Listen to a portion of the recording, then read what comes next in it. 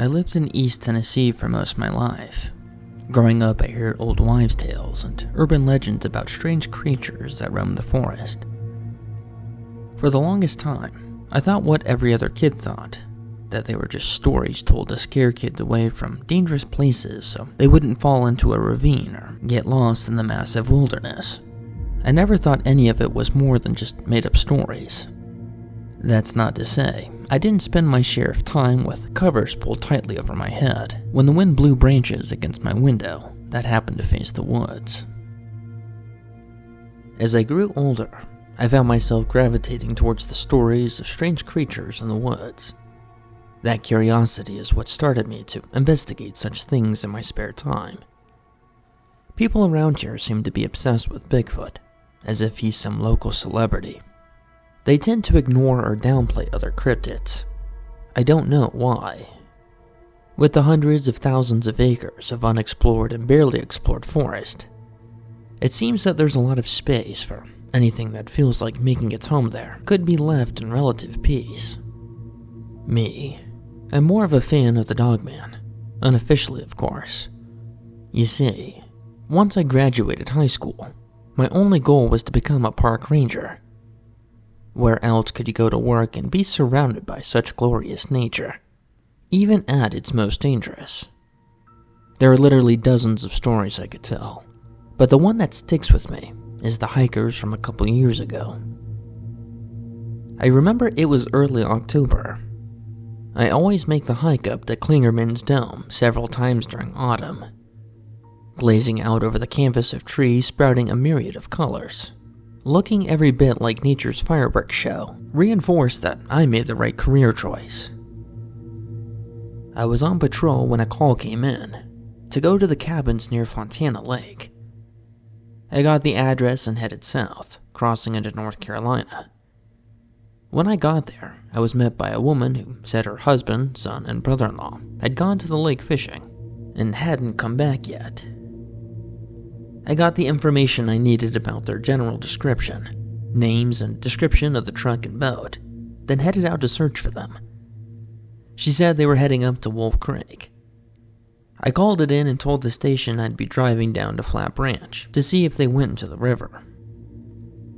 It was a decent drive to get out there, but then again, it was a decent drive to pretty much get anywhere out here in the backwoods of the Smoky Mountains. When I got there, I found 3 trucks parked off to the side. 2 of them had empty boat trailers. I checked the description the wife had given me, and it matched one of the trucks. I had a beginning point for my search.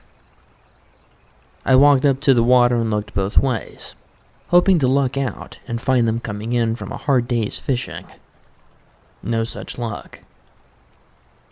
There was a house nearby, so I walked over and asked if they had seen my quarry. The man said he had been out fishing himself yesterday and recalled seeing a boat like the one I had described, with 2 men and a boy in it. I asked him which direction they were going, and he said west. I asked if he had a boat and could take me up to Wolf Creek. The man's demeanor changed from friendly to deadly quiet. He agreed to take me across the river, but not all the way to Wolf Creek. I accepted what I could get. After a quick jog back to my truck to get my backpack, he ferried me across and quickly left. It was a mile or so to the rural campsite I suspected that they had camped at. I started walking along the edge of the river, keeping an eye out for them. It wasn't long until I spotted a boat sitting on the shore. I approached the boat, and it seemed to be the right one. Everything about this missing persons report seemed like someone just stayed out longer than they planned. It was a little too easy. I would be very happy to find them sitting by a campfire, about to pack up and go home. It didn't take long to hike to the campsite, but when I got there, things stopped being easy. There were only 2 tents set up, but they both looked like someone or something had torn into them. I checked inside each one and found sleeping bags and general camp equipment strewn about. I did my best not to disturb anything. When I came out to the second tent, I found something more disturbing. This tent was also in disarray, but as I looked, I saw distinct drops of red. There was a notebook sitting near one of the sleeping bags. I picked it up and paged through it. October 3rd, we headed out for our annual fishing trip this morning. Mom wasn't too happy, but we told her we'd be back tomorrow. The drive to the boat launch was kind of long, but we filled the time talking about all the fish we were going to catch, and generally telling stories about the area. Dad tried to scare me with a story about a cryptid that lives in the area, but I knew he was just yanking my chain. We got to the boat launch and headed out into the water without too much of a hitch. Uncle Roger nearly fell in trying to get the boat undone. He didn't find it nearly as funny as Dad and I did. Once we were out on the lake and had our lines out in the water, he seemed to settle in and enjoy himself. After a few beers, he was laughing about it with us. We caught a couple of fish, but they were too small and we had to throw them back. Dad said he heard a good spot up by Wolf Creek. We had better luck when we got there. Uncle Roger caught 3 largemouth bass, and I caught 2. Dad had a big one on his line, but it got loose before we could net it. It was starting to get dark, so Dad said we should get to one of those rural campsites. We pulled the boat up to the shore and tied it to a large tree, then took our gear and hiked to the campsite. There wasn't anyone else there, which Dad said was odd, because the site was normally full. We unpacked and set up our tents, and Dad got a fire going while Uncle Roger cleaned the fish. We ate and laughed and talked until it was dark, and we turned in for the evening. Dad said there was better fishing spots further west and wanted to get there early in the morning before we headed back to the cabin. It's the middle of the night, and Dad is playing a joke on me. I woke up for some reason, and he wasn't in the tent. I could hear rustling outside along with something pawing at the ground and snorting. I knew it was Dad trying to scare me. He and Uncle Roger had been telling cryptid stories while we ate supper. I told them that they weren't going to scare me like they did last year. They just looked at each other and smiled. I knew they'd have something up their sleeves. I didn't bother to turn the lights on or go out to check. I knew that they'd just run away and hide, pretending to be a creature I'd just scared off. Then in the morning, they'd ask each other if they heard the commotion, hoping to scare me. I wasn't falling for it. One thing you could learn from having a prankster dad is not believing anything you see, or in this case, hear. I rolled over and tried to go back to sleep, but Dad was making it tough. He was stomping and growling around so loud, trying to get my attention, but I wasn't having it. When I got up in the morning and went outside, the camp had been destroyed. Uncle Roger asked if I had heard anything last night, and I played along saying I heard some creature outside our tent, but I was too scared to go out and check. He made a good show of searching for Dad and seeming genuinely concerned.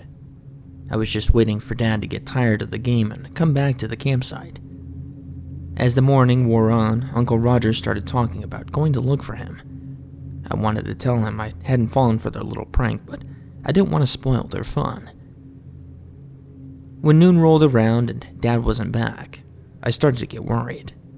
Maybe he had fallen and hit his head on a rock or something. Uncle Roger was beside himself.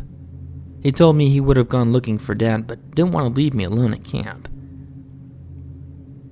We decided to look for him. Uncle Roger found what looked like a scuffle, and we headed off in that direction. He told me to stay right with him as we struggled through the forest, looking for any signs of Dad. I was starting to doubt that this was a prank anymore. I was getting worried about Dad. The further we went, the more I realized how wrong I'd been. I wanted Dad to jump out and scare me just so I knew he was okay. We walked around for hours, searching for him, but we didn't find him. I was beyond worried now, and I could tell Uncle Roger was too, but he didn't let on. He just kept saying Dad was probably already back at the campsite now. When the sun started sinking low in the sky, we gave up our search and headed back. Twice we lost our way and had to double back to get to the site. There weren't many trails out here, at least not the ones that people had made. When we got back to the site, I ran to our tent hoping that he'd be there, but he wasn't. We ate a quick supper and turned in for the night. Uncle Roger promised me that he'd wake me up when Dad came back. October 4th. Uncle Roger never woke me up. Dad didn't come back. I said we should call for help, but he told me that my dad had the only phone. We were trying to decide what to do when we heard a rustling in the woods, and the birds went silent. We looked around for the source of the noise, and unfortunately, we found it. There was a thing coming towards us. It stood on its back hind legs, and its body made these cracking sounds, like its bones were snapping into or out of place, echoing all around us. This thing was huge. I literally froze. My body refused to move as this horror came towards us. Uncle Roger grabbed me and yanked me over behind his tent. We tried to hide, but this thing saw us and let out a massive roar. We were so close I could see blood in its claws and teeth. I prayed it wasn't Dad's. What do we do?" I said. He put his finger up to his lips. It looked over at us and then went into my tent like it was searching for something. "Come on," Uncle Roger said. We snuck away from the monster as quietly as possible. We slipped down the bank of the creek and walked downstream in the water. "Where are we going?" I whispered. "There's a bridge downstream. If we're quiet enough and that thing loses our scent, we could hide under it and hope it goes away." I focused on walking as quietly as I could through the water. The sound of the creek was loud, so I was hopeful it wouldn't see or hear us. It seemed like forever until we reached the bridge. It was a small wooden bridge that spanned the creek, allowing hikers to pass over it. There wasn't a lot of cover. We tried to wedge ourselves into the shadows at the furthest end of it. Time slowed to a standstill as I sat there on the uncomfortable rocks, shivering. Neither of us had our jackets on, and the sun had gone down, taking the warm air with it.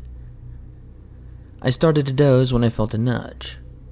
I looked up and Uncle Roger was motioning me to be quiet.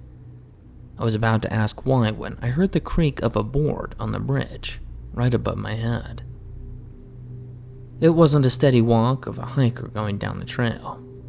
It was slow, deliberate. Someone stepping, sneaking, or hunting. I listened in mortal terror as the board slowly gave way to the weight of whatever was on it. One slow step at a time. As if I wasn't cold enough, my teeth began to chatter with fear. It couldn't have been very loud. Uncle Roger barely heard it and went into silent convulsions, motioning me to stop. I bit my tongue to keep the noise down and continued to listen. Only there was nothing to listen to. Whatever was on the bridge had stopped moving. It was as if it was listening to be sure it had heard something. I strained my ears to listen for any movement. When I did, I heard sniffing. The thing was trying to catch our scent. For the first time, I had noticed there was a slight breeze blowing. It was blowing in the same direction that the water flowed, but I had no idea which side of the bridge the creature was on. The wind could be our savior, or our doom. Another slow footstep sounded, like a bomb going off as the boards creaked beneath it. For the briefest of moments, it seemed like it was moving away towards the far end of the bridge. I hoped and prayed that that was the case, as another footstep sounded, then another. I breathed a silent sigh of relief as I heard it step off the edge of the bridge and onto the trail. My relief was short-lived, though, as I saw a face peek around the corner and peer under the bridge. I froze in terror as this thing looked like a giant monstrous dog walking on its hind legs, snuck around the corner of the bridge and dipped its feet into the water. It sniffed the air and poked its snout into the shadows under the far side of the bridge. Coming up empty, it turned its focus to the side of the bridge where we were hiding. Daylight had faded to dusk. There was precious little light to see by. That was our only saving grace. The shadows were darker here, making us nearly invisible. But that was rapidly ending as the beach approached. My mind was vapor-locked. I had no clue what to do. Running would just give us away more quickly. It was looking like our only choice was to die. At that moment, I was 100% sure of what had happened to Dad. Hot tears streamed down my cheeks at the thought of my father being torn apart by this monster. As I prepared to die, I felt Uncle Roger lean over a little closer. He was right in front of me, and it was hard to see the monster. I saw his hand move down towards the ground and pick up a stone the size of his fist. I knew right away what was happening. He was trying to shield me. He would offer himself as a sacrifice to protect me. My tears redoubled, making it hard to see. The monster was almost on us. It acted like it knew where we were, but at this point it didn't matter. A few more steps and all doubt would be removed. I saw it reach out with its terrible claws and nearly touch Uncle Roger's nose. This was it. Suddenly it stopped. It lifted its head and sniffed the air. I saw the hair on its back bristle. Then, in a heartbeat, it disappeared. Uncle Roger slowly stood and looked around. I tried to do the same, but my legs didn't want to cooperate. I dislodged some stones as I stood, making a little noise and causing Uncle Roger to hiss at me. We stood silently, waiting for that thing to come back, jumping down at us from whatever hiding place it was in. After a few minutes, I began to hope that we were okay. Uncle Roger led the way back to our camp. He said that we should change into some dry clothes and get a little rest. It felt so good to be warm again. I snuggled up in my sleeping bag and wrote this message so that if we didn't make it, someone would know what had happened. I hope my dad was as lucky as we were. I read through the entire message, then went back and reread the description of the creature. If it was what I thought it was amazing that they were still alive. Knowing what I was tracking put me on guard and made me wonder if I was being hunted right now. If it had intentionally left things lay so it could ensnare another victim. I didn't have much hope of finding them, but I would look anyways. I started with the tracks in the camp, specifically the ones around the tents. It seemed like the boy and his uncle had gone towards the creek. The creature's tracks went that way as well. It followed them to the creek, where its tracks seemed to wander around as if it lost its prey. I saw where they went into the water to throw off its scent. Smart move. I followed the meandering tracks until they came to a small bridge that forded the creek. The tracks went over the bridge, then through the creek underneath it. That didn't make any sense unless they were hiding in the shadows. The creature's tracks made a sudden turn and went towards the trail up a hill, almost like something spooked it. If it was what I thought it was, I couldn't imagine anything spooking it. I followed the creature's tracks up and over the hill, then they doubled back and followed the creek from the top of the ridge. I noticed that there was a good view of the creek. It didn't make sense to be going this way until I found myself back into the camp. It had put them right back into its sides. I was confused for a while. I couldn't find a second set of tracks where they had left the second time. If the creature had slaughtered them at the campsite, there'd be a lot more blood, but there wasn't. In fact, I couldn't find any proof that they'd come back. Then it hit me. I went back and looked at the tracks again. There were a few here and a few there where they doubled. The boy and his uncle must have come back here after the bridge, then after the same way as before. The disturbing thing was that I still hadn't seen any tracks of the father. I circled around the camp slowly, looking for anything I might have missed. Eventually I found a set of adult tracks leaving a tent and going to the edge of the trees. They stopped, facing a tree. There was a dark spot on the bark a couple of feet up. This had the earmarks of a late-night bathroom break, but the confusing thing was that the tracks never returned, like he had stopped there to relieve himself and then just disappeared. I searched all around the tree when I made a startling discovery. There were flecks of blood farther up the bark. I circled out further from the tree and found my terrible discovery. tracks of the creature with drops of blood beside it. My marrow turned to ice at the implication. I followed my new trail, hoping I wouldn't find what my mind was telling me I would. I tried to report to the station on my radio, but strangely all I got in response was static. I knew there were areas out here that didn't get good reception, but I didn't think that this was one of them, right near a campsite just off a trail. I decided I would try again later. I adjusted my backpack and started off after my prey. As a precaution, I pulled out my sidearm and made sure it was loaded. It seemed like a silly thing to do, but when dealing with a dangerous alpha predator, it's best to make sure you're ready to shoot. My hand shook a little when I put my gun back in its holster. I knew this was dangerous. I knew it would just be as easy as going back to the station and let search and rescue take care of it, but I also knew that there was a man who was in the clutches of a deadly creature, and he was losing blood. I didn't have time to waste. I followed the tracks as best I could through the brush and fallen trees. I would lose the trail sometimes, only to pick it up again when I found a few more drops of blood. The tracks ran along the base of the hill, heading west until I came to a stop. It was right in front of a mountain.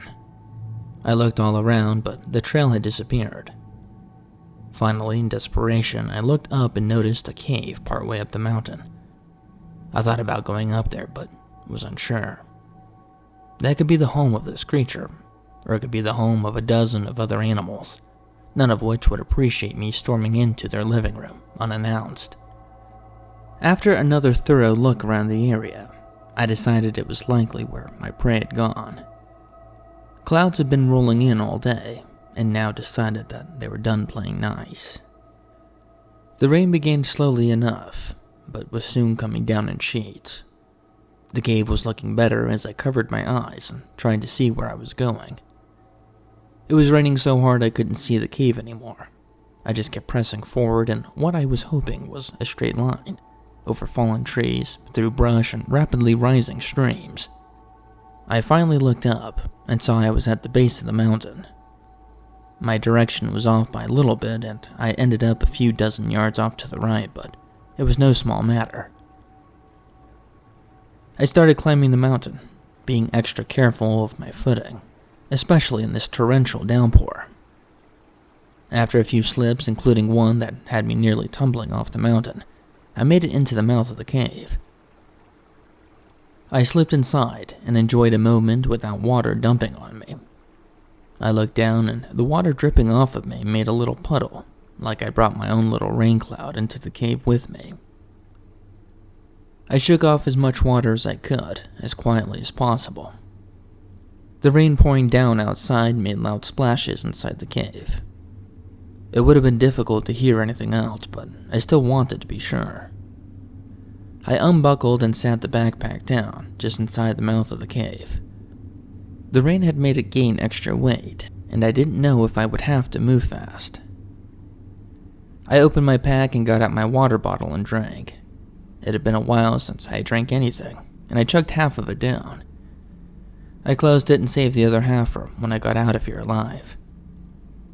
With that happy thought rattling around in my brain, I stowed the water bottle back in my backpack and pulled out a small flashlight. I turned it on while pointing it at the floor, the bright beam illuminating the cave. It was large as caves go. I could stand up in it and not reach the ceiling. There were many boulders and stones. It wasn't a smooth floor. The walls were rough, there weren't any cave drawings in here. I walked slowly. Each step felt closer to my doom. I pulled out my gun and held it tightly, the sense of foreboding thick in the air. Two thoughts impressed themselves on me. Firing a gun in here would probably deafen me, and the stench was horrific. It smelled like an open sewer in the middle of August. As I crept deeper into the cave, the sounds of rain diminished, replaced by an eerie silence. I could hear the step of my feet, my breathing, my heart pounding. As I was seriously considering turning around and leaving, I saw something ahead of me move. It was big, at least as big as me. I dove against the wall for some cover, forgetting that I was holding a bright light in my hand, so it didn't matter if I tried to hide as long as the light was on. I pointed it at the floor, but didn't turn it off. I heard a shuffling sound getting closer. I was tempted to turn off the light, but giving the edge to the creature was not a good idea. It already had the home field advantage. I heard it sniffing, but I couldn't see it yet. I decided to find out more by bringing my light up and shining it deeper into the cave. I got the shock of my life when my light landed on the creature, and it was only a few steps away. It was big, at least 6 feet tall, and looked like a dog with a long snout, only its body seemed elongated. It stood on its hind legs and had hands attached to its muscular arms. Overall, it looked like a nightmare. It recoiled from the light and let out a growl. It was all I could do to keep from soiling myself. Without thinking, I pointed my gun and fired.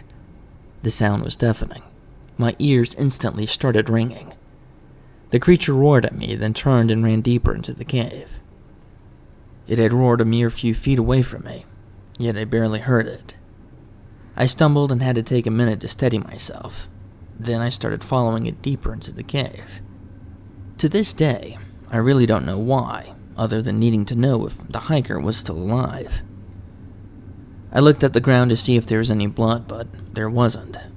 I must have just startled it with a shot. That wasn't great news. I hoped I would at least have hit it or tried to wound it. Just scared it meant it was probably ready to fight when I saw it again.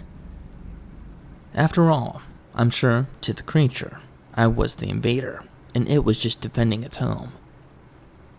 I continued farther into the cave, shining my light and watching for any sudden movements.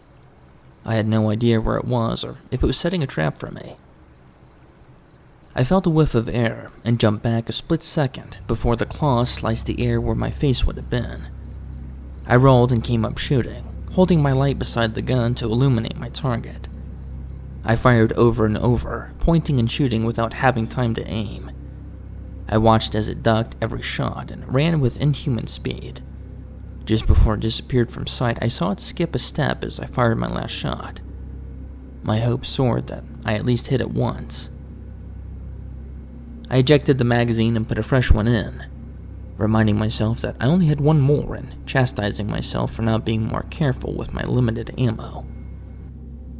I justified it by telling myself there's no use dying with a full magazine.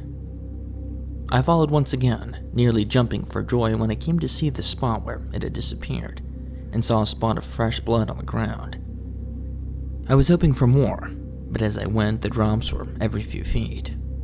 Even though it didn't seem like much at the speed it was running, I was sure it had sprung a major leak. I followed the trail deeper into the cave. There was a chill in the air that made me shudder. My mind told me it felt like a tomb. My tomb. I shook off those thoughts and continued until the blood stopped. I shone my light on the small puddle and the ground beyond where there was no blood. My mind screamed at me that it was a trap. I shone my light all around, even on the ceiling, but I couldn't see it. I started backing out the same way I came in, my eyes darting all around in the search of my prey. It hit me like a bulldozer, going 60 miles an hour. It had come out of nowhere and rammed me in the back. I sprawled out on the floor, rolling to a stop. My flashlight lay a few feet away, and I had no idea where my gun was. The wind was knocked out of me. I tried to breathe, but couldn't. I just lay there, gasping for air. It slowly circled around me, growling and bristling. I knew it was going for the kill. I screamed at my brain to move, but my body refused to cooperate. I tried to focus on my breathing and regain my mobility as it circled closer. I could see its breath chugging out of its mouth like a steam engine. I knew it was time. My arm was the first to recover. I slowly moved it towards the flashlight. It stopped circling just as I got a grip of the light. I saw the creature hunching to lunge at me. I clicked the light to strobe and aimed it at the creature's face. It screamed and clawed at the air, as if it could fight off the light. I rose to my knees, keeping the light on it. When it turned away, I shone it around desperately, searching for my gun. I found it a few yards away and tried to run for it, but my body hadn't fully recovered and I fell flat on my face. My life in the balance, I didn't bother with the pain in my freshly broken nose. I crawled towards the gun with every ounce of energy in me. It seemed like an eternity until I put my hand on the grip and brought it to bear on the creature. It had recovered and was running at me full speed. I shone the strobe at it again and it veered away from the light. I stood and aimed at it, squeezing the trigger. I saw the satisfying impact of the bullet in its side and squeezed the trigger again, making another hole on the far side of its chest. I squeezed over and over, hitting it each time and watching it reel from the impact, but it stayed on its feet. It growled and charged as my slide locked back, showing an empty chamber. I shone the strobe in its eyes once more, but this time it just ran off to the other side of the room. I used the distraction to eject my magazine and load in the last full one. I released the slide and started firing immediately, hitting it in the hind quarter and leg, but not stopping it. I stopped shooting and forced myself to concentrate. I aimed carefully as it ran towards me, and at the right moment, I squeezed the trigger. It went down hard, squealing like a stuck pig. It thrashed and clawed at its face, tumbling over itself. Blood flew everywhere from its many gunshot wounds, but it still continued flailing about and squealing in pain. After a few minutes of this, it finally settled down and was still enough for me to see my handiwork. I'd shot it in the eye. There was nothing left there but a bloody hole. I didn't dare approach it. I stood at a respectful distance and watched, my gun ready if it tried to make a move. Its squeals became moans, finally turning into a heavy sigh, and then it was still. I shone the light on it, feeling cautiously optimistic that this thing was no longer a threat. And then I remembered what I was doing here in the first place. I tried to get my bearings and proceeded further into the cave. My main thought was not only finding the hiker alive, but also hoping and praying there wasn't another one of these creatures here. I didn't have another fight like that in me. The path curved downwards until it came to a large open area. I shone the light around looking for anything. Off in the far corner there was a flash of red as I panned through. I approached it cautiously and found that it was a jacket. Inside the jacket was a piece of meat that used to be a human being. His throat had been ripped out and his legs were gone. All that were left were some of his bones. The thing must have worked its way up, saving the arms and torso for later. The man's face was a frozen scream. I can't even imagine the horror of being dragged away from your loved ones, only to be murdered and eaten in some cold, dark cave. I wasn't even sure if he was dead when the thing had ripped his legs off. I had to stop focusing on such things and decided what to do. If I left the remains here, there was no doubt that some other animal would come by and finish off what the creature had started. I needed to try to get him to his family for closure and a proper burial. I bent down trying to figure out how to carry him. A fireman's carry was out. There were no legs for counterbalance. In the end, I ended up picking him up by his arms and flung them over my shoulders, holding onto them and turning his body into some macabre backpack. I started back out of the cave, hoping I'd be able to carry him all the way back to the campsite and finally back to my truck. As I trudged back through the cave, I came to the section where our fight had taken place. Shell casings and blood were strewn about the ground. I wondered to myself how I avoided getting hit by a stray ricochet when I looked over to where the creature was laying. Only it wasn't there. I shone my light all around frantically, whipping around, but it was gone. I found the spot where it had laid still and I thought it had died. There was a large pool of blood there, but no body. I pulled my gun out of the holster, ejected the magazine, and checked to see how many rounds I had left.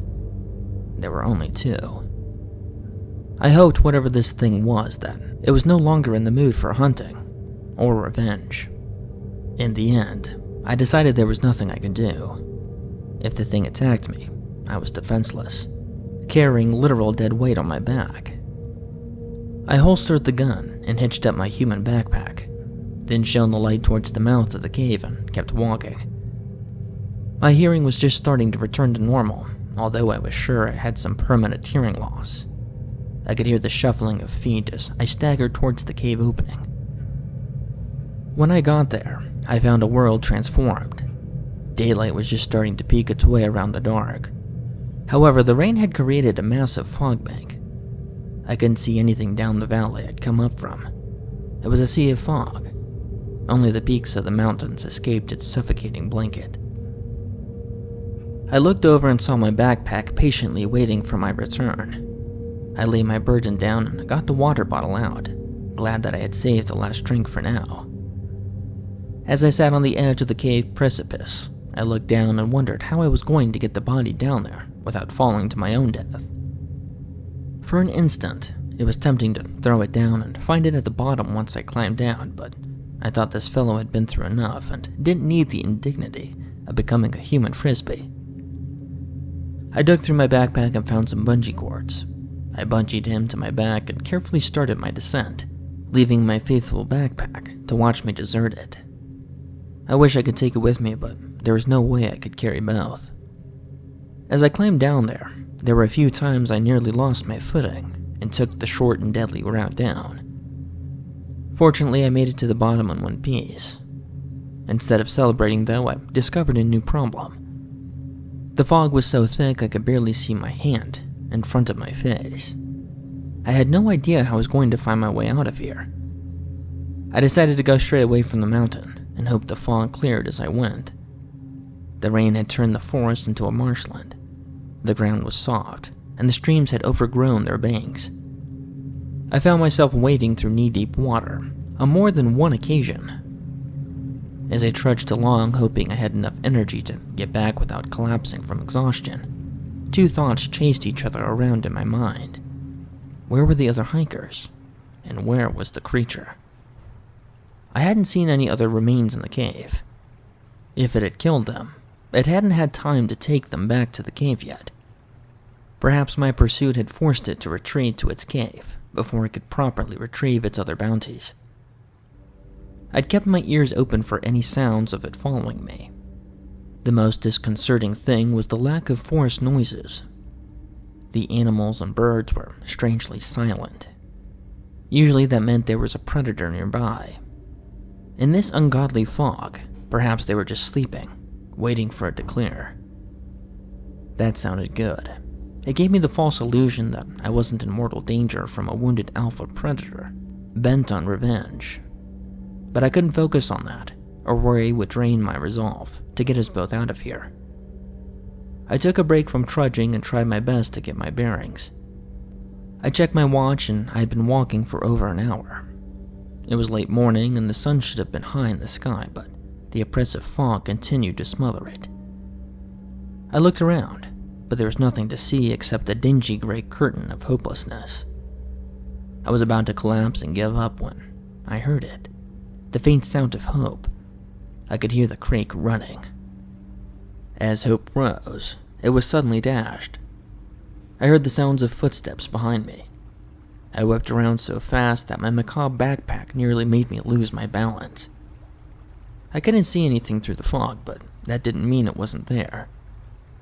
With a renewed surge of determination along with the strong desire to elude whatever was pursuing me, I set out towards the sound of the crake.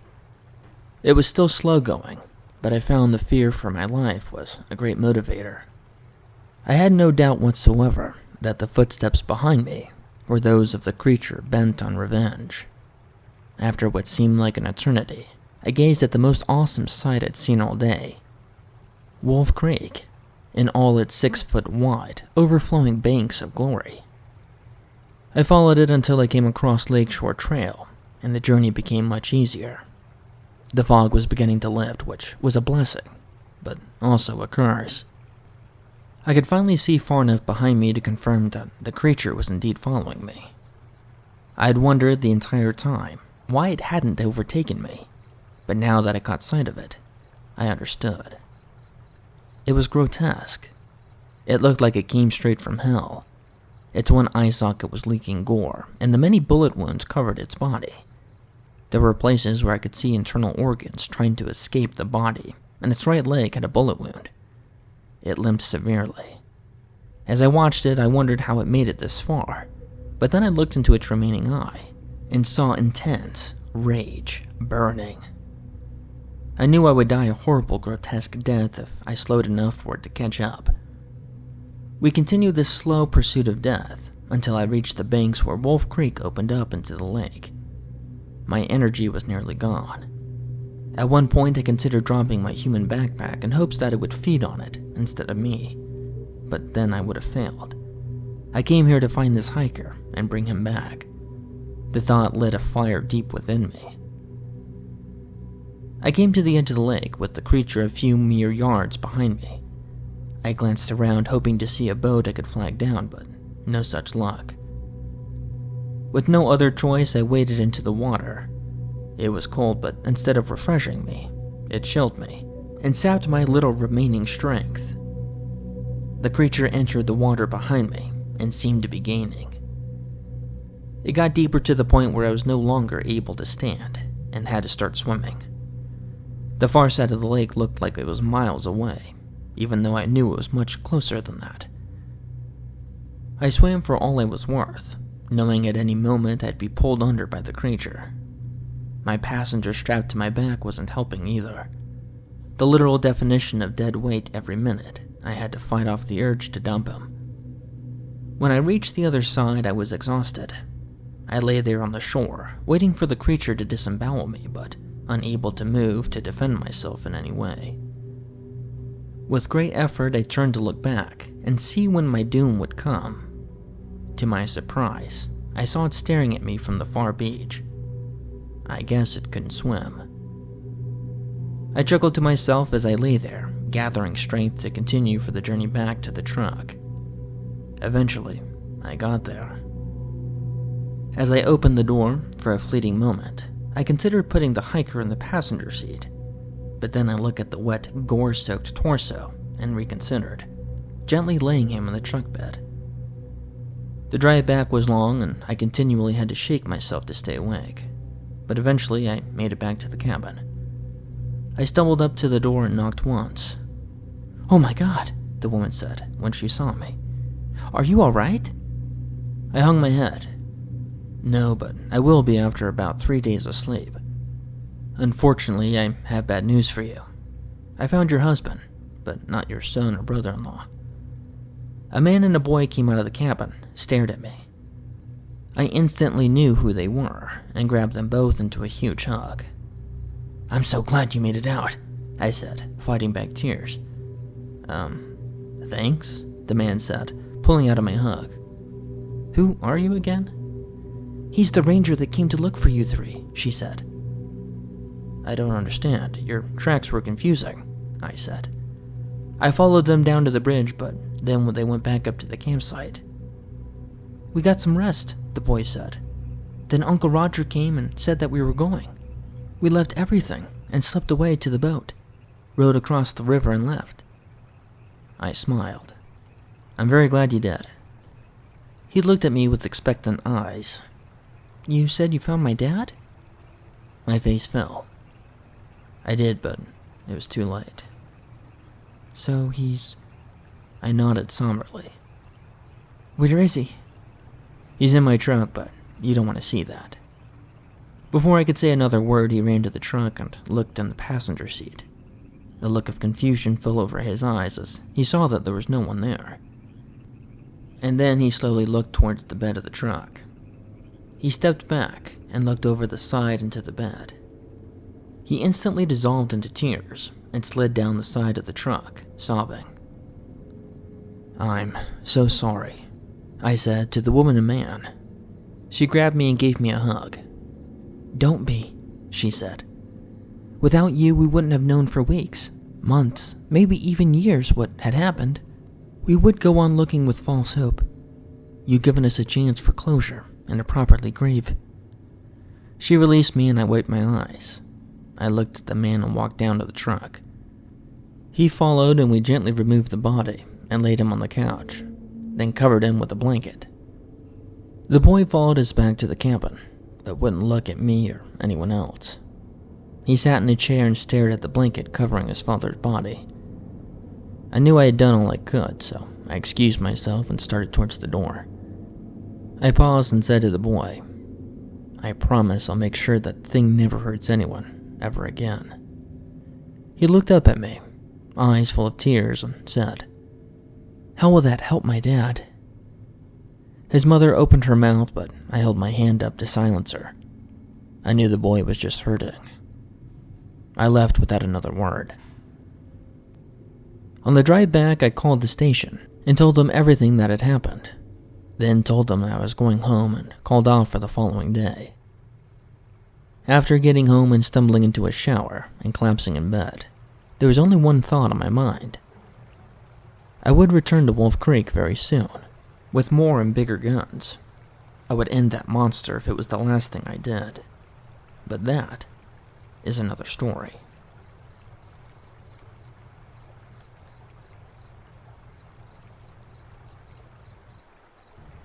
The shower felt great, and getting some food helped restore my energy. If only I could have done the important part, sleep. Every time I closed my eyes, all I saw was that thing charging me. The smallest sounds in my bedroom made my eyes shoot open, knowing that thing was coming to kill me, in a most horrible way. It took me the better part of 2 days to recover fully. Of course, mentally was another story. I'm not sure I'll ever recover mentally. Being hunted by a supernatural creature that people deny exists isn't something you soon forget. When I returned to work, I wasn't expecting a hero's parade or anything, but maybe a little acknowledgement would have been nice. Hey, we know you did your best, pat on the back. But instead I got called into the boss's office, almost as soon as I walked through the door. "Sit down," he said, while closing the door behind him. His name was Raymond, but I only ever called him boss. He was taller than me, but thinner. It looked like he'd have to hold on to something tight if a good breeze blew this way. "Well," he said, staring at me expectantly. "Well, what?" I said, wondering if this was one of those "I'll see how much you'll tell on yourself" kind of moments that parents and school principals always try to pull. "You know exactly well what," he said. No, I have no idea what you're talking about." He sighed like I was some child who would have to be explained everything to them twice. "Well, what happened out there?" "Oh, I went searching for some missing hikers, but only found one. He was deceased." I sat back happy with my brief explanation. He pinched the bridge of his nose in frustration. "Who told you to go looking for those hikers?" "That's part of my job. To just go on random quests like you're playing some kind of game?" "No, to help out campers who said her family was missing." "Why didn't you call it in?" "I did, as a matter of fact. I got the call from this office to go investigate." "I'm not so sure about that," he said. "I am." "I'll check on that later," he said, avoiding my eyes. "Look, why don't you just come right out and ask me what you've been wanting to?" "Okay, I will. Did you murder that hiker?" "What?" I said, staring into his eyes, waiting for the punchline. "Are you out of your mind?" "It's the only plausible explanation." I sat back in my seat, aghast.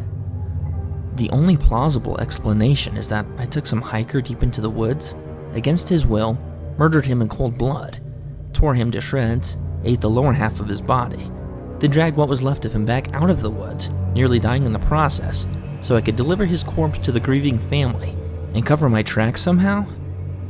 "Well, did you?" he said, as serious as a heart attack. "Of course not," I said. "What kind of sick, perverted excuse for a human being would do such a thing?" "Then who did?" I knew I couldn't come right out and say it was the dogman, or I'd be laughed out of the station. Some type of alpha predator. "Like what? Bigfoot?" he said with a look that was halfway between disgust and humor. "You know what?" I said, jumping out of my seat. "I'm gonna go hunt that thing down that did this, drag its bloody carcass in this office, and dump it on your desk." I turned and stormed off, nearly running over the 3 rangers that were trying to hang around close enough to eavesdrop. I drove home in such a fury that I didn't even remember the trip. I packed my bags for a week's trip. I was determined to take as long as it needed. Finding it wasn't the issue. I already knew where it was. The problem was getting back out alive. I loaded my handgun and shotgun with lots of rounds. I wanted to make sure not to run out like last time. I even bought sabot slugs for the shotgun for a little extra power. I took my hunting knife along as a backup. Trying to be better prepared this time, I hooked up my boat on its trailer, knowing I would need to get across the river. I put extra gas cans in it, just in case. Overall, I was taking way more than I needed. I stepped back and looked at my overloaded truck and boat. I would say I was loaded for bear, but at this point, I was loaded for a pack of bears with a bad attitude. Hoping it would be enough, I got in the truck and started down the road. For a moment, I thought about stopping in and telling the family of the murdered father that I was going back out to destroy the thing that took their loved one. But I couldn't stand the thought of making a promise if I couldn't keep it. Especially the way the boy reacted. I could see him or the brother wanting to come along, and I wasn't sure I had the heart to tell them no. In the end, I decided to avoid the whole thing. I would tell them after I killed it if I came back alive. On that cheery thought, I turned on a greasy branch road, heading for the flat branch boat access area. The longer I drove, the more I realized it was no wonder creatures such as this lived out here. There were only a handful of houses for miles, and the place was surrounded by forest. Some would say that the world had been thoroughly explored, and that there were no more frontiers. Whoever said that never drove on a back road through North Carolina and Tennessee. There could be a predator 10 feet tall off the road and you'll never see it through the brush and trees.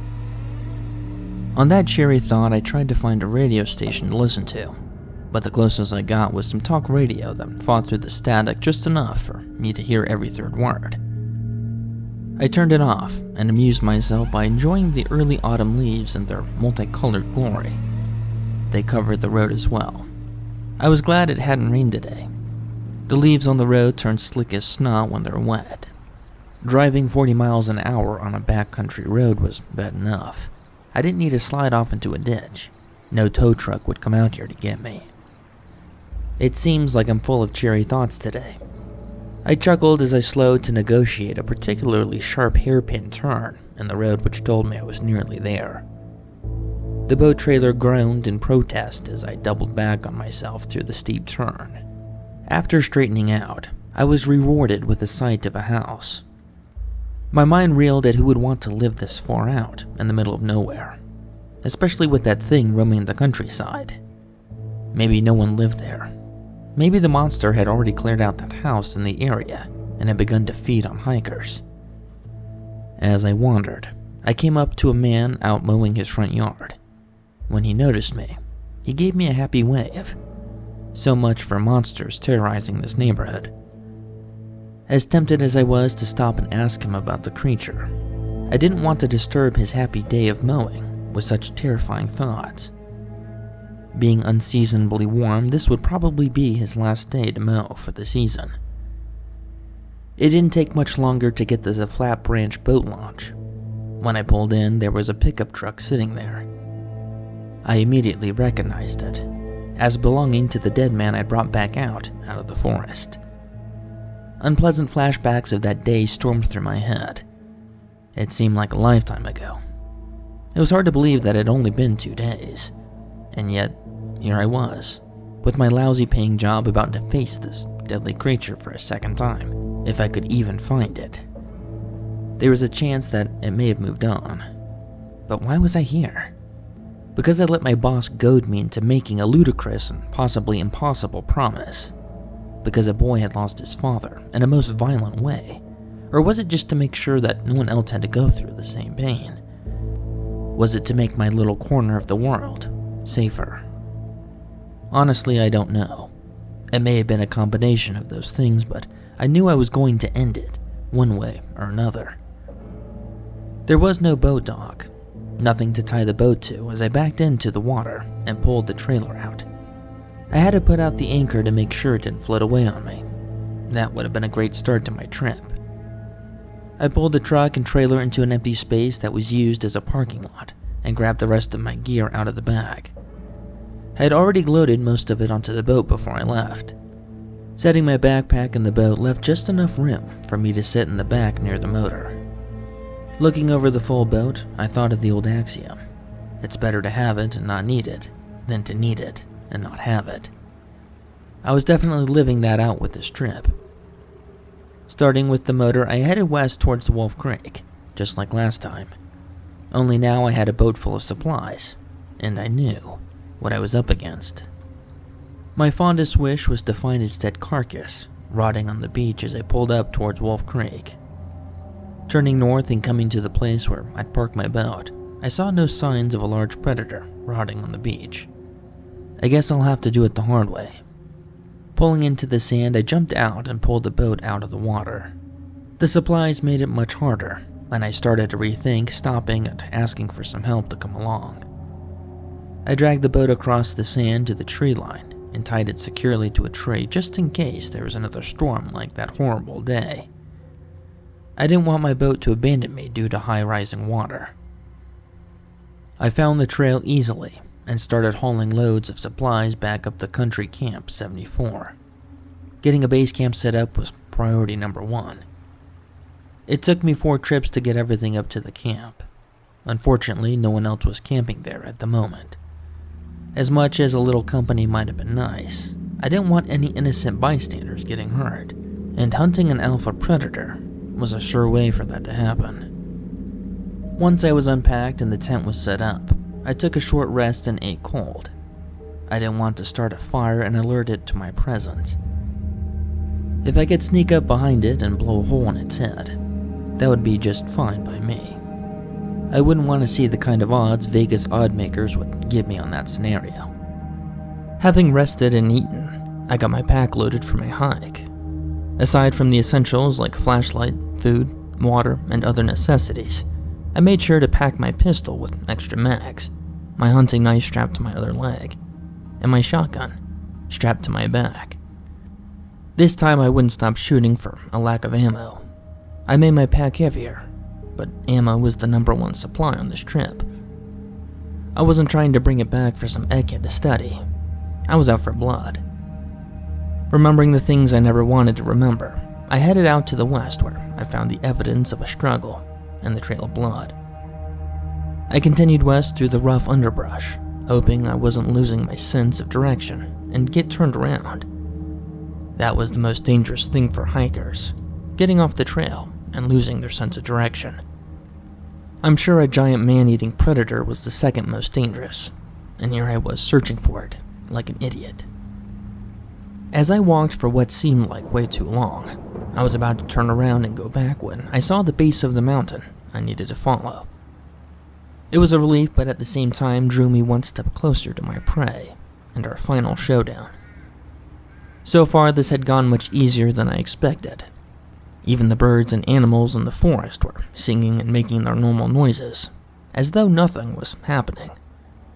It was rather disconcerting, almost like I was walking into a trap. I stopped and looked around, suddenly feeling very vulnerable. There was nothing I could pick out of the endless trees, just a feeling of being watched. My hand drifted to my pistol, and I held the grip, but I didn't take it out. The birds and animals still sang out their cacophony of forest song, but it seemed to be muted, as if the volume was slowly being turned down. It was either my mind playing tricks on me or the animals sense approaching danger. Standing there wasn't going to get anything done. If I was going to hunt this thing, then I needed to shake myself out of my stupor and move on. The first step seemed to be the most difficult. It was like my foot was encased in concrete. After that, the steps became easier, and I resumed my journey on familiar ground, following parallel to the mountain, waiting to spot the cave. I walked carefully, trying to make as little noise as possible. A sneak attack was still my goal. Continuing on, a large shadow loomed in the distance. I had arrived at the mountain where the monster called it its home. At least it did a few days ago, before I broke in, stole its dinner, and blew several holes in it that should have been fatal. I was thinking that would come back to haunt me very soon. Clouds floated in front of the mountain as I grew closer. It took until I was almost standing at the base before I saw the cave. Looking up, I made sure my pack was secure before starting to climb. This would be when I was the most vulnerable. If the monster was in its cave and saw me, it could rain down boulders on me and end my quest for revenge without laying a finger on me. I would be completely helpless. The thought buried itself in my brain so much that I shot furtive glances up at the opening almost every other step. I wasn't sure what I would do if I saw the thing holding a boulder over its head, aiming it at me, but I would at least know that death was coming. My climb continued unmolested until I reached the cave. I was a basket case of nerves. It took me a few minutes to calm down and get my heartbeat back under control. Quietly removing my pack and settling it on the ground beside the cave entrance, I took a drink of water before preparing to enter. No use of dying thirsty. I unslung my shotgun and stuffed my pockets with as many shells as I could carry. I knew I was losing my stealth, but the extra firepower was worth it. Pulling out 4 extra magazines from my pistol, I slid them in the back of my waistband, then took a deep breath and shone my flashlight into the cave, half expecting the monster to come rushing at me from the darkness. Shining the light around the inside of the cave and seeing no murderous monsters lying in wait, I took my first few tentative steps. Flashbacks assaulted my mind of the last time I was here. At least it wasn't raining this time. Another memory asserted itself and made me turn around and retreat to the mouth of the cave in my backpack. I dug through it and retrieved a set of electronic noise-canceling earplugs, then put them in my ears. The last time firing my gun had nearly deafened me. At least I had learned a valuable lesson for this time. I stepped back inside the cave sincerely, hoping that this would be the last time, and I wouldn't have to learn any lessons to return anytime soon. My memory reminded me that it hadn't been long since I was here. I held the shotgun pointed towards where the light was shining. It would have been better if the flashlight mount was for the shotgun, but instead, I had to hold it with the same hand I would need to reload with. That had the potential to be problematic, but that was a future problem. Right now, I was listening intently for any movement, but only hearing the shotgun shells rattling around in my pocket. I swept the light back and forth as the cave grew bigger. I had arrived at the place where I'd found the hiker and had my battle with the monster. As if to reiterate the point, I stepped on something that made a scratching sound. I moved my foot and looked down to find one of my empty shell casings from the gunfight. My senses went into full red alert mode, knowing I was in its lair. The last time around, we had already seen each other by this point, and we were in a fight for our lives. This time, there was only eerie silence that had the hairs on the back of my neck standing. I could feel it watching me, waiting for my step just a bit further into its trap. I stepped further slowly over to where I found what was left of the hiker. There was still a dark stain on the ground where he had bled out. The memories flooded back, strengthening my resolve to make sure that this monster never destroyed any more families. As I stood there, thinking about the poor man who had been eaten while he was still alive, I heard the faintest of sounds. Instantly, I went on full alert. I shone the light all around, trying to get a bead on where it was before it could get to me. At first, I didn't see anything, and seeing nothing is much worse than seeing something, even if the something is terrible. At least you could point your gun at something, but not so with nothing. The scratching continued to get louder as it eluded my sight. I was quickly entering panic mode. It was coming. I could hear it. I could feel it. The only thing I couldn't do was see it. Finally, my eyes caught a glimpse off in the far corner. It was hunkered down and slowly crawling towards me. I locked my aim on it and took a step forward. It continued, slowly towards me, but something was wrong. It wasn't attacking. As I stared at it, coming closer, it sniffed the air as if trying to identify what I was. This was all wrong. There was no way that this thing shouldn't have already identified me and gone into full ballistic mode. Something else seemed off. As I watched, it move differently, and unless my eyes were playing tricks on me, it was smaller than the last time I'd seen it. Then it hit me. This creature had both eyes. It wasn't the same one as before. My spine turned to ice. There were more of them out here. It shouldn't have been a surprise. I mean, to think that the animal that attacked me was the only one of its kind was ludicrous if you really think about it. This one was hesitant. It continued sniffing the air as it approached me.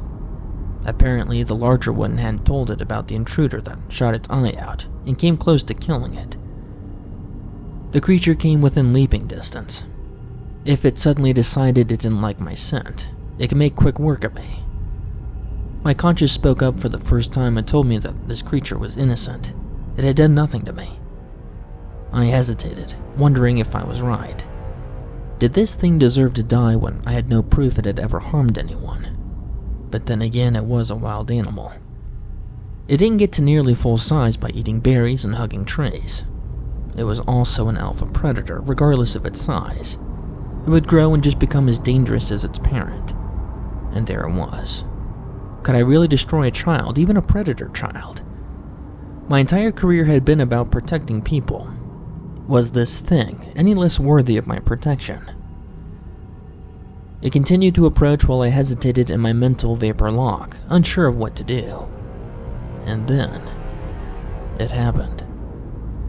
The entire time it had shown no emotion other than curiosity.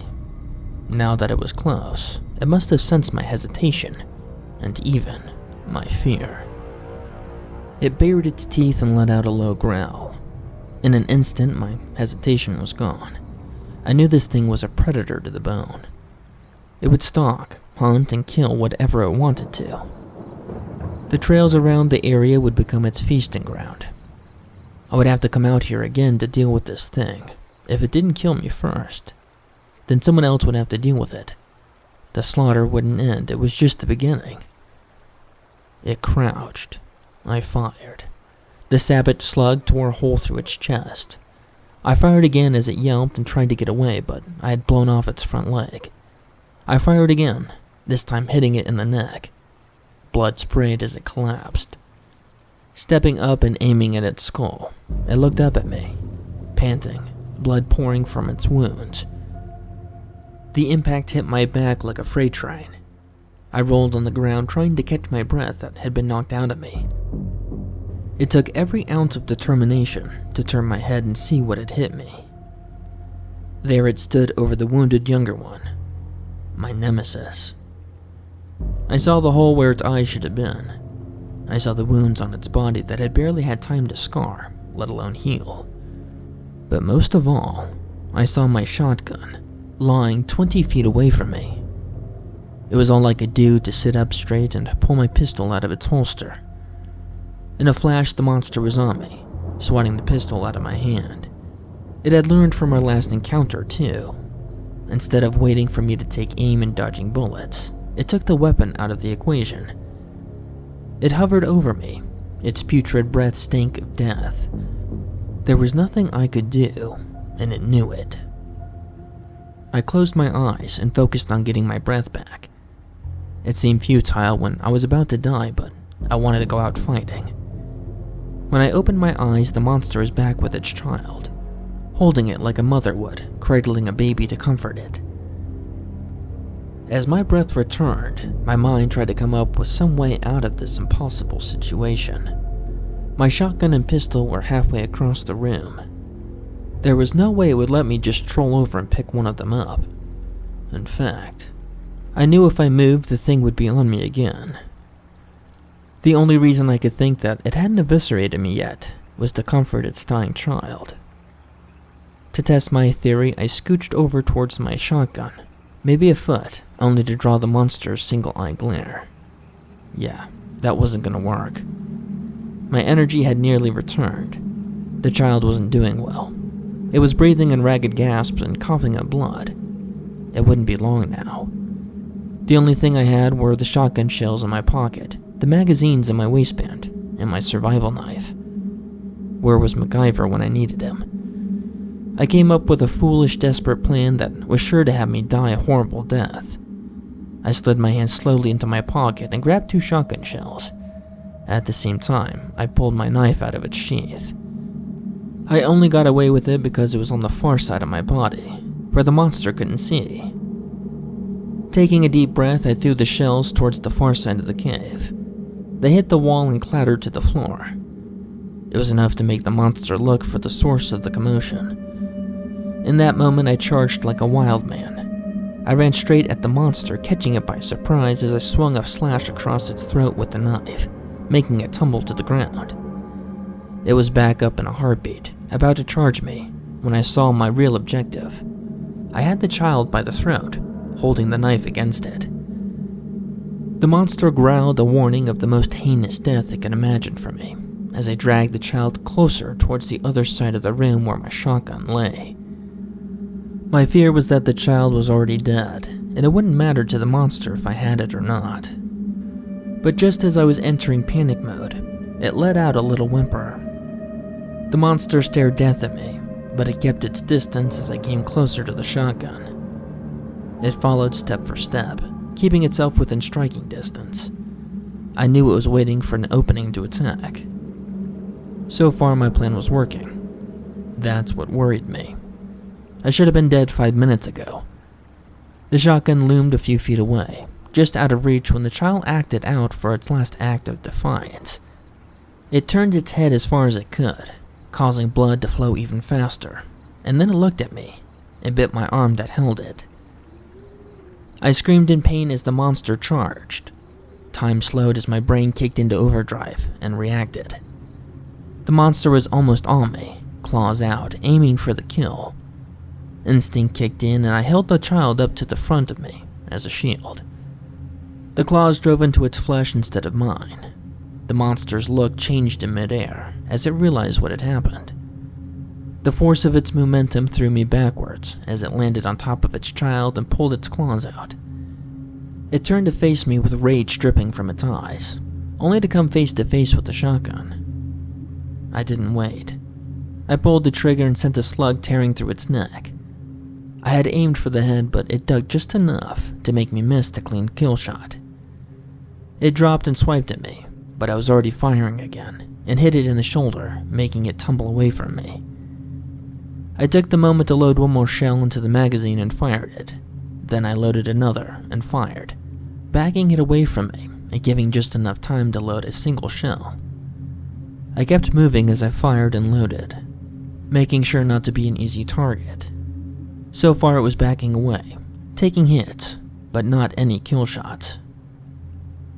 When I reached in my pocket and came out empty, it knew. I had only one more shot in the chamber, then I was out.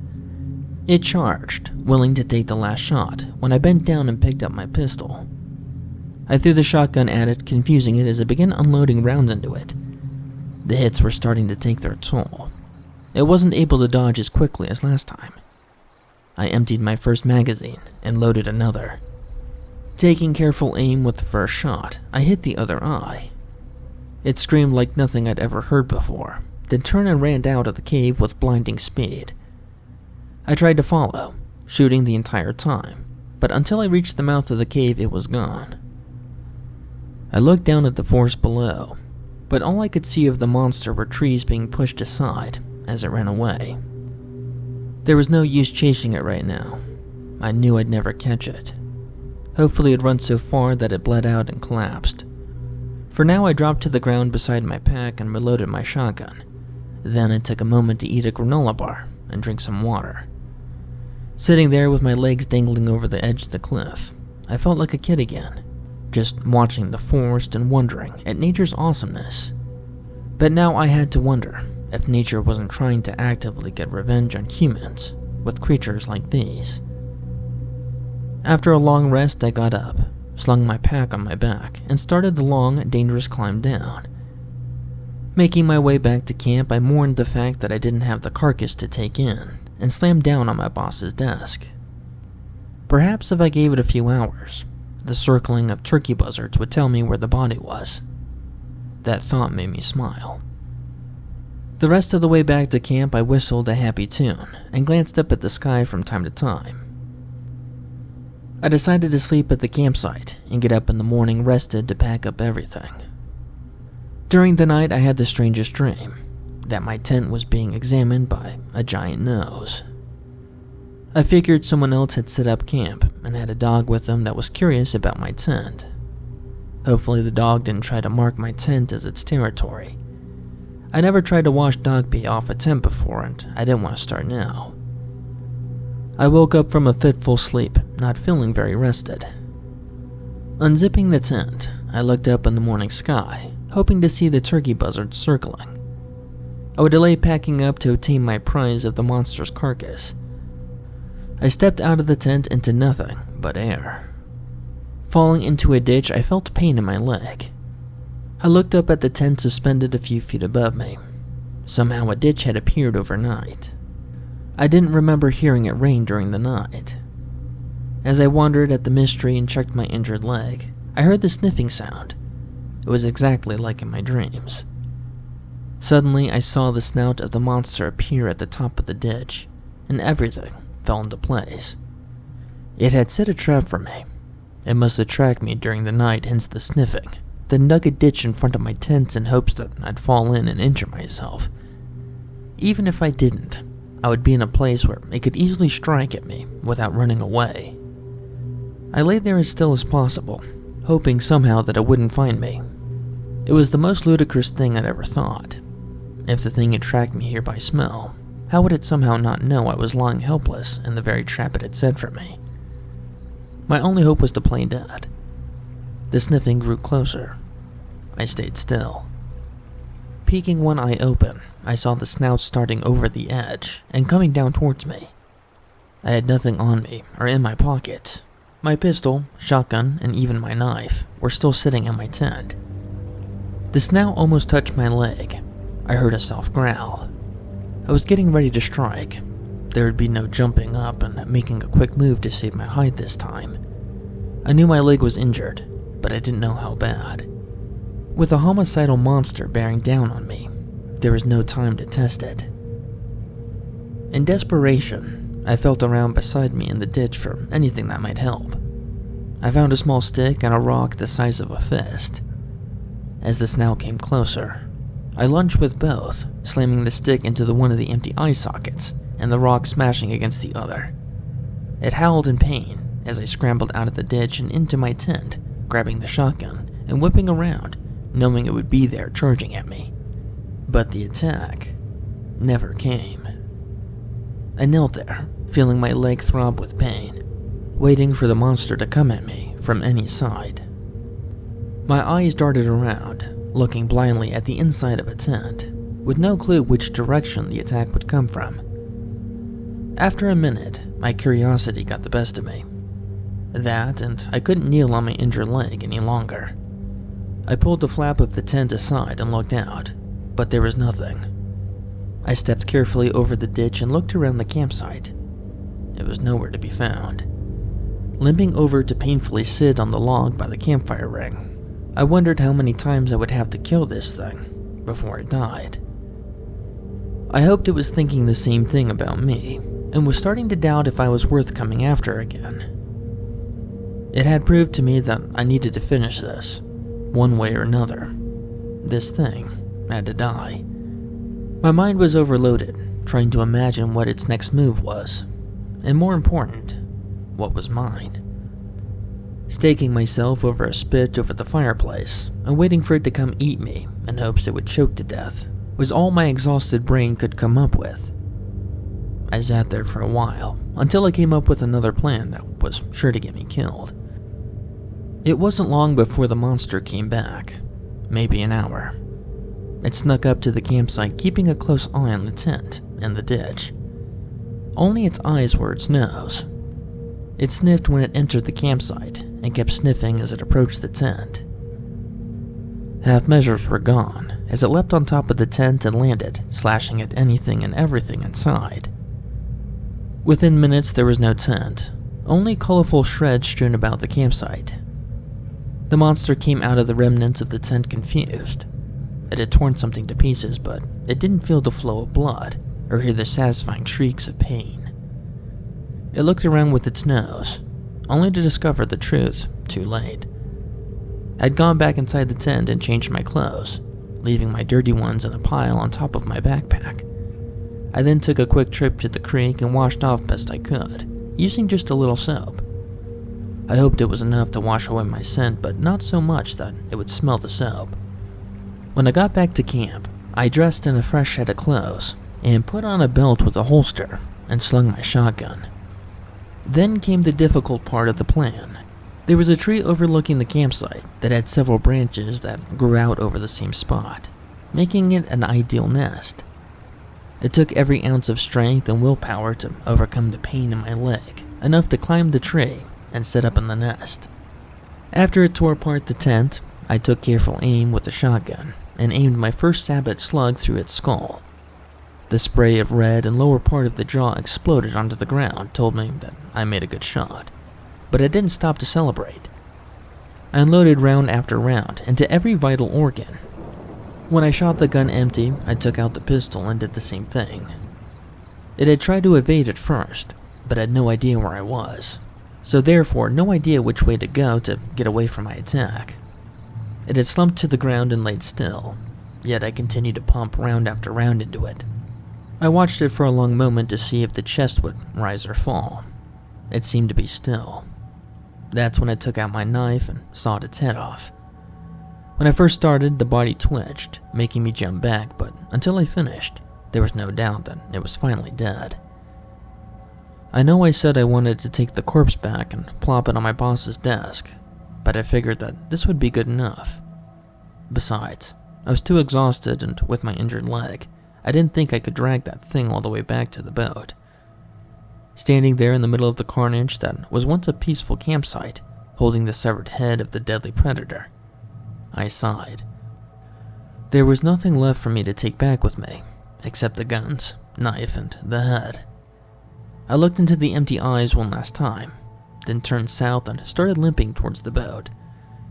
Getting it into the water was quite an ordeal. It took a while, and I had to rest in between, but once it was in the water and I was on my way back to the truck, I closed my eyes for a moment and enjoyed the cool lake breeze washing over me. Loading the boat back into the trailer was a struggle as well, but once it was on, I started the long trip back. I stopped off at the cabin where the family had been staying to tell them that I got the thing that killed their husband, brother, and father, but there was no one there. They must have packed up and gone home, but I can't say that I blame them. I wouldn't want to hang around either. I drove to the station and got my parcel out of the bag. Limping into the building, the rangers looked at me with concern. A couple even asked if I was okay. I waved them off and went straight to the boss's office. "Here's your proof," I said, slamming the skull down on his desk, causing blood to splatter everywhere. I didn't give him a moment to respond before I said, "I quit." Then I walked out, emptied my locker, and was on my way out the door when I heard the call over the radio. Some hikers had gone missing out near Fontana Cabin, which wasn't far from where I hunted the monster. I paused for a long moment, then I turned and walked out the door. Driving home, I argued with myself. In the end, exhaustion won the argument. I went home, got a shower, a hot meal, then went to bed. I'd call into the ranger station tomorrow and see if they found those hikers yet.